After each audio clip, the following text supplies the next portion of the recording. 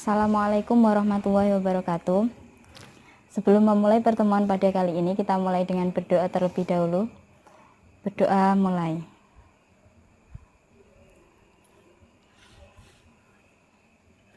Selesai. Pada pertemuan kali ini kita akan membahas tentang strategi dan substansi dakwah Khulafaur Rasyidin.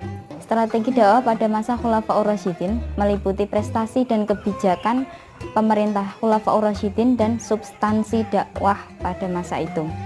Yang pertama adalah kebijakan dan strategi pada masa Abu Bakar As-Siddiq.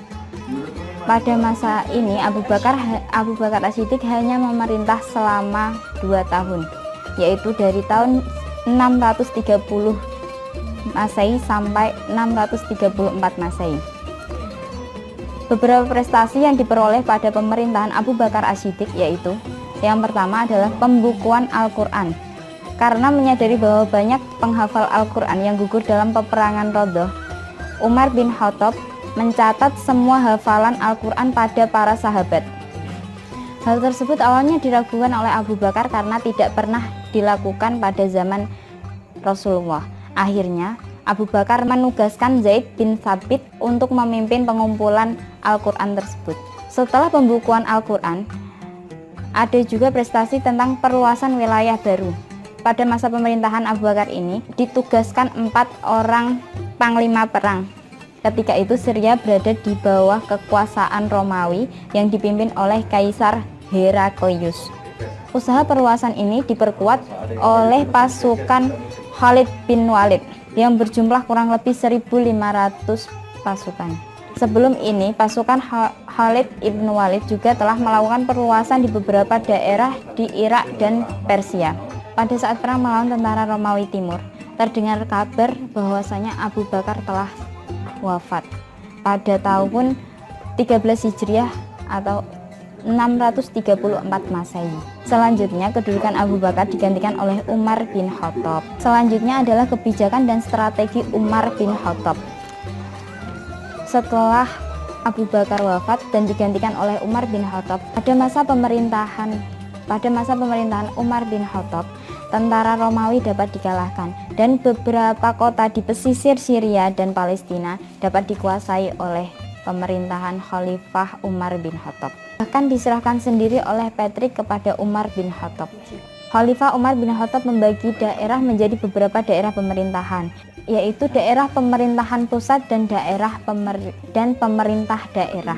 Kebijakan yang keempat oleh Khalifah Umar bin Khattab adalah pembentukan dewan, yaitu meliputi Dewan Pembendaharaan Negara dan Dewan Militer. Kebijakan dan strategi Utsman bin Affan, di antaranya adalah perluasan wilayah.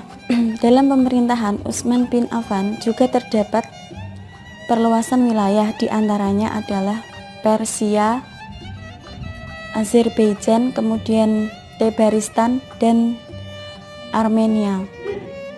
Usaha perluasan daerah kekuasaan Islam lebih pesat lagi setelah dibangunnya dermaga laut.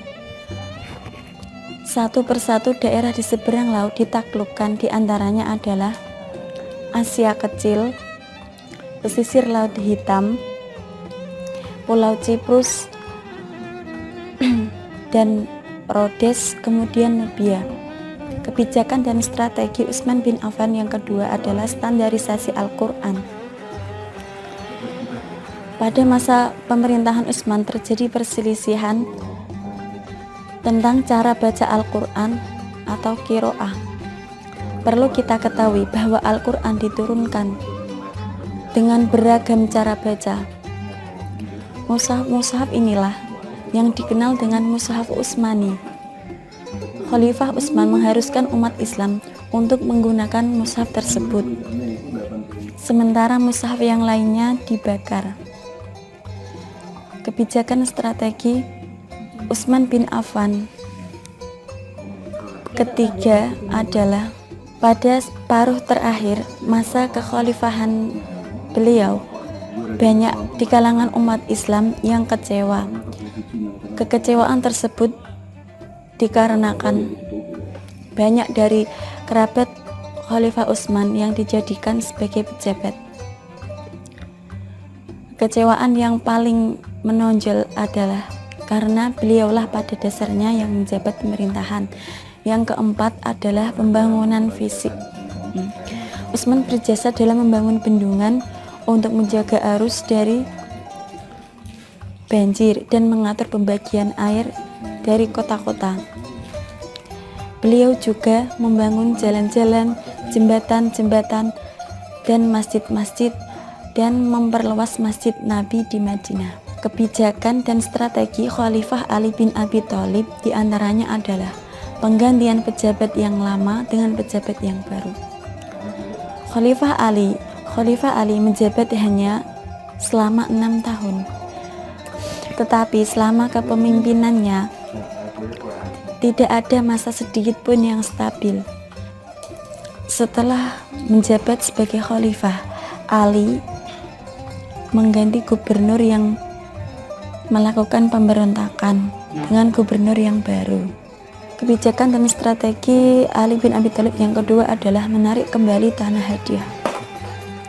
Ali juga menarik kembali tanah hadiah yang diberikan oleh Utsman kepada para penduduk, dan juga dengan menyerahkan hasil pendapatannya kepada negara, dan memakai kembali sistem distribusi, yaitu sistem pajak tahunan antara orang-orang Islam yang pernah dilakukan oleh Khalifah Abu Bakar. Di antara kebijakan dan strategi Ali bin Abi Thalib yang ketiga adalah menghadapi para pemberontakan. Setelah kebijakan tersebut ditetapkan, Khalifah Ali bin Abi Thalib menghadapi pemberontakan. Di antaranya adalah Thalhah, Zubair, dan Aisyah. Alasan mereka adalah Ali tidak mau menghukum para pembunuh Utsman. Ali sebenarnya ingin sekali menghindari perang. Dia mengirim surat kepada Thalhah dan Zubair agar keduanya mau menyelesaikan permasalahan tersebut secara damai. Namun ajakan tersebut ditolak dan terjadilah peperangan yang dahsyat yang dikenal dengan nama Perang Jamal atau Perang Unta. Munculnya kelompok Khawarij menyebabkan tentaranya semakin melemah, sementara posisi Muawiyah semakin kuat.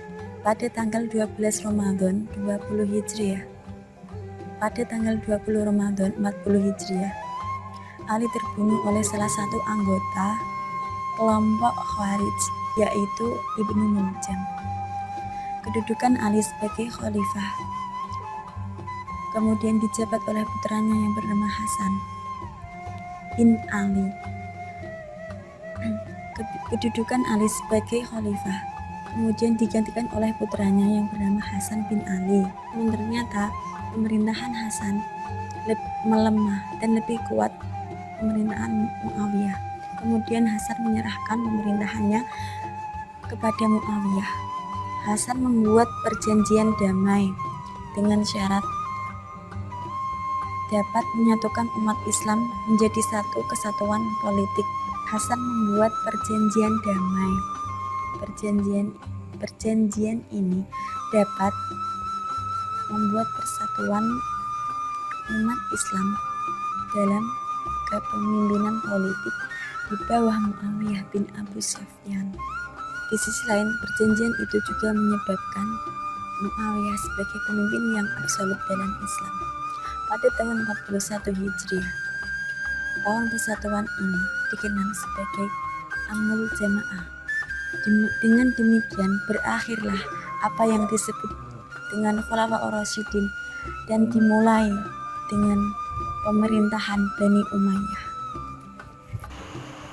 Dan akhirnya kami dari kelompok 3, apabila ada tutur kata yang kurang berkenan atau ada kekhilafan, kesalahan baik dari segi pembuatan maupun dari segi penyampaian kurang maksimal, kami Mohon maaf yang sebesar-besarnya, dan semoga bisa bermanfaat bagi kita semua. Amin Allahumma amin. Assalamualaikum warahmatullahi wabarakatuh.